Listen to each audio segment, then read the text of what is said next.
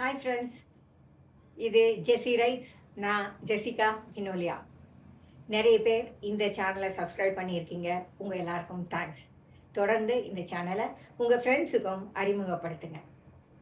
இன்றைக்கி நம்ம பார்க்க போகிறது பணித்தள அரசியல். அரசியல்ங்கிறது இல்லாத இடமே இல்லைன்னு ஆயிடுச்சு இல்லையா? நாட்டு அரசியல், வீட்டு அரசியல், அப்படி எத்தனையோ இருக்குது. அதுபோல் நாம் பணி செய்கிற இடங்களிலே இருக்கிற அரசியல், அந்த அரசியலை பொறுத்த வரைக்கும் இன்னைக்கு தேதிக்கு நிறைய பேர் சொல்கிறது ரொம்ப ரொம்ப மோசமான ஒரு நிலைமைக்கு அந்த அரசியல் வந்திருக்கு அப்படிங்கிறது தான். சக ஊழியர்களை மதிக்காதது, அவங்கள எவ்வளவு தூரம் டார்ச்சர் பண்ண முடியுமோ பண்ணுறது, அவங்களுக்கு எவ்வளவெல்லாம் தொந்தரவுகளை கொடுக்க முடியுமோ கொண்டு வர்றது, இது மாதிரியான அரசியலால் வேலைக்கு வர்ற எத்தனையோ பேர் மனமுடைஞ்சு போகிறாங்க. அவங்களுக்கு வேலையில் இன்ட்ரெஸ்ட்டு போகுது. பணித்தள அரசியலினாலே தற்கொலை செய்தவர்கள் கூட உண்டு. நமக்கு தெரியும், நாம் நியூஸில் பார்த்துருக்கோம் இல்லையா? வேலைக்கு போகிற ஒவ்வொருத்தருமே யோசிக்க வேண்டிய ஒரு விஷயம் என்னன்னா, எல்லாருமே அவரவர் குடும்பத்தை காப்பாற்றுறதுக்காக, ஒரு சம்பாத்தியத்திற்காக வருகிறார்கள் இல்லையா? அப்படி இருக்கும்போது கொஞ்சம் கூட மனுஷத்தன்மையே இல்லாமல் அவங்கள நாம் கொடூரமாக கேவலமாக நடத்துறது எந்த விதத்தில் நியாயம்? நம்ம எல்லாருமே கடவுள்னு ஒருத்தருக்கு ஆன்சரபிள் தான் இல்லையா? அதை ஏன் நம்ம யோசிக்கிறதே இல்லை? இடையில ஒரு அம்மா சொன்னாங்க, என்னுடைய மக வேலையை விட்டுட போகிறேன்னு சொல்லிட்டா, அங்கே ரொம்ப டார்ச்சர் பண்ணுறாங்க அப்படின்னு சொல்லி. எனக்கு தெரிஞ்ச பலரும் இது மாதிரி கம்ப்ளைண்ட்ஸை என்கிட்ட பேசியிருக்காங்க. அவங்க எல்லாருக்குமே நான் சொல்கிறது, பொறுத்து போங்க. உங்களுக்கு இந்த வேலை வேணுமா? வேணும் அப்படின்னா பொறுத்து போங்க. நீங்கள் எந்த தப்பையும் செய்யலை அப்படின்னா பொறுத்து போங்க. பொறுத்து போக முடியாத நிலைமைகளில் மட்டும்தான் நீங்கள் விட்டுட்டு வரணுங்கிறத பற்றி யோசிக்கணும். மற்றபடி நீங்கள் இது மாதிரி அரசியலுக்கு பயந்து வெளியில் போனால், இது போன்ற அரசியல் எல்லா இடத்துலையும் இருக்குது, எல்லா அலுவலகங்கள்லேயும் இருக்குது அப்படின்னு தான் நான் சொல்லியிருக்கேன். உண்மையில் வேலைக்கு போகிற எல்லாருமே யோசிச்சு பாருங்கள், உங்கள் அலுவலகத்திலே எப்படிப்பட்ட அரசியல்லாம் இருக்குது அப்படின்னு யோசிச்சு பாருங்கள். ரொம்ப கொடூரமான இருக்குது இல்லையா? ஏன் நம்மெல்லாம் அப்படி மாறிட்டோம்? நம்மெல்லாம் மனுஷங்க தானே. நம்ம பணிச்சூழலில் நாம் ஜெயிக்கிறதுக்காக, நம்மளுடைய பேர் பெருசாக ஆகணுங்கிறதுக்காக இன்னொருத்தரை நாம் சப்ரைஸ் பண்ணுறோம். இன்னொருத்தருடைய உழைப்பை நாம் மறைக்கிறோம்.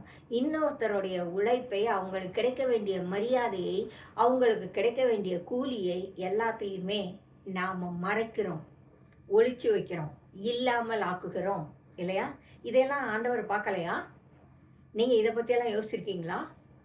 இதுக்கு பேர் சாமர்த்தியமா? வாழ்க்கையில் நம்மளால் சாமர்த்தியங்கிறத ஒரு லெவலுக்கு தான் உபயோகிக்க முடியும்.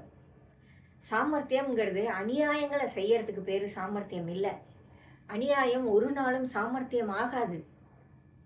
அநியாயத்தை செஞ்சு உங்களுக்கு கிடைக்கிற ஒரு நன்மை எந்த காரணத்திலையும் எந்த காரணத்தாலேயும் நியாயமாக ஆகாது இல்லையா? அப்படி இருக்கும்போது உங்கள் கூட வேலை செய்கிற ஒரு ஆணையோ அல்லது ஒரு பெண்ணையோ நீங்கள் அவமானப்படுத்துறது, அவங்களுக்குள்ள நன்மைகளை நீங்கள் பறிச்சுக்கிறது, அப்படிலாம் எந்த விதத்தில் நியாயமாக இருக்கும்? அந்த நேரத்தில் நீங்கள் ரொம்ப பெரிய சாமர்த்தியசாலியாக தெரிவிங்க.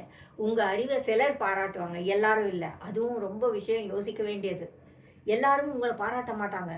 உங்களுக்கு பயந்துக்கிட்டே இந்த அம்மா இல்லை, இந்த ஐயா நம்ம தலையில் என்னத்தையாவது இழுத்து விட்டுருவாரு அப்படிங்கிறதுக்காக உங்களுக்கு ஃபேவராக இருக்கிற மாதிரி நடந்துக்குவாங்களே ஒழிய, உண்மையில் அவங்க எல்லாருமே உங்களுக்கு எதிரான நிலையில் இருக்கிறவர்கள் தான். அதை நம்ம மறந்துடக்கூடாது. என்னைக்கு நாம் ஒரு ஏழையை ஒடுக்குகிறோமோ, என்றைக்கு நாம் ஒரு ஏழையோட வாழ்க்கையில் மண்ணள்ளி போடுறோமோ, அன்னைக்கு ஆண்டவர் அந்த ஏழையோடு நிற்கிறார். அதாவது நமக்கு எதிராக நிற்கிறார். இதை நாம் மறந்துடக்கூடாது. யாரையும் அந்த மாதிரி ஒடுக்காதீங்க. யார் வாழ்க்கையிலையும் அந்த மாதிரி மண்ணள்ளி போடாதீங்க. அது இப்போ கடவுளின் பிள்ளைகள் செய்ய வேண்டிய விஷயம் கிடையாது. அலுவலகத்தில் நீங்கள் உங்கள் பணி வாயிலாக உங்களுடைய திறமை வழியே நீங்கள் ஜெயிக்கிறதுக்கு எத்தனையோ வாய்ப்புகள் இருக்கும்.